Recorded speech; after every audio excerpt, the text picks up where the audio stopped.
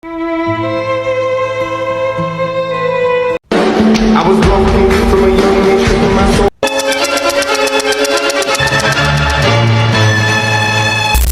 Yo, what's up guys? Welcome to my video. আর মনে করিয়ে দেই আজকে আমি যাচ্ছি আমার দেশের বাড়ি কুমিল্লা।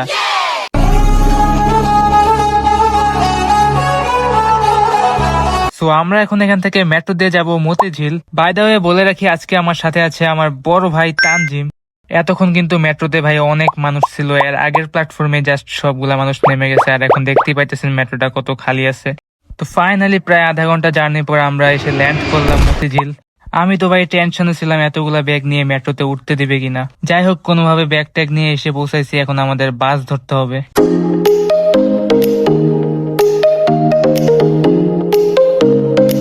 সো আমরা এখন এখান থেকে যাব টিকাতলি বাস স্ট্যান্ড। বড় ভাই গেছে রিক্সা আনতে, আর আমি এখানে ব্যাগ পাহারা দিতেছি। তো বলে রাখি এখানে অনেক কম দামে কাপড় চোপড় বিক্রি হইতেছে, কারো লাগলে নিয়ে যান আসা।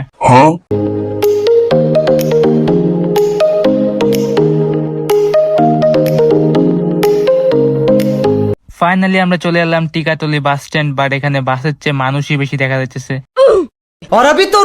সো এখানে যত মানুষ দেখতেছেন সবাই কিন্তু বাসের জন্যই দাঁড়ায় আছে, বাট বাস নাই। তবে এই বাস স্ট্যান্ডে বাস ছাড়া সবই ছিল। ভাই সবার কি আজকে বাড়ি যাওয়া লাগছিল? সো ফাইনালি আমরা কিন্তু বাসে উঠে পড়ছি, আর ভাই অনেক কষ্টে বাসের মধ্যে এসে সিট দুটা ধরছে, নাহলে আজকে আর বাসায় যাওয়া লাগতো না।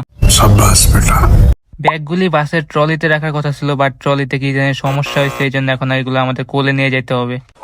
সো অনেকক্ষণ পর ভাই ব্যাগ ট্যাগ ম্যানেজ করে শান্তি মতো বসতে পারছি।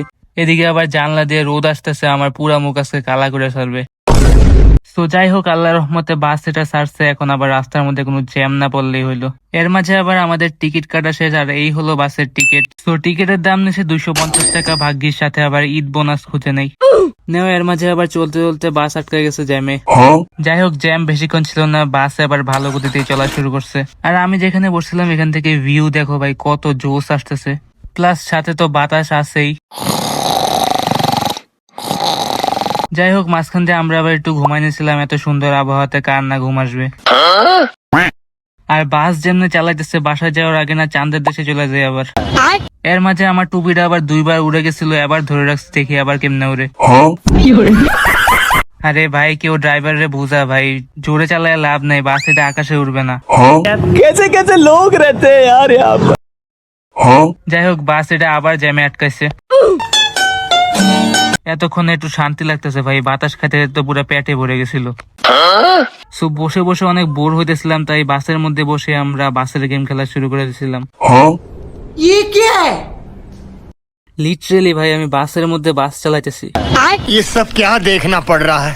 এতক্ষণ তো বাস আটকাইছিল জ্যামে, এখন আবার এসে থামছে এই পেট্রোল পাম্পে। আজকে আদেও বাসায় বসাবো কিনা জানি না।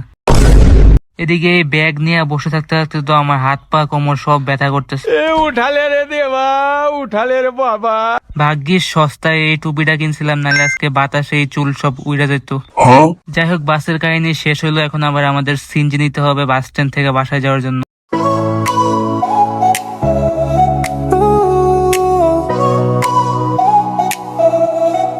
Friday clock just hit 5. Shake the week off, feel alive. Jeans ripped at the knee, lipstick stains on whiskey. Finally আমরা এসে পৌঁছালাম বাসায়, আর ব্যাগ সব নিয়ে রাখছি আমি। ব্যাগের ওজন তো আমার ওজনের থেকে বেশি হবে। আসসালামু আলাইকুম বড় ভাই। সো এসে দেখি পাখিগুলো আমার ভাইরে দেখে অলরেডি খুশি হয়ে গেছে। এদিকে আমি যে আসছি কারো কোনো খবর নাই। গজব বেজতি। যাক শেষ পর্যন্ত আমরা বাসায় তো এসে পৌঁছালাম। বাট রুমের এই অবস্থা কেন? অন্য কারো বাসায় চলে আসলাম না তো?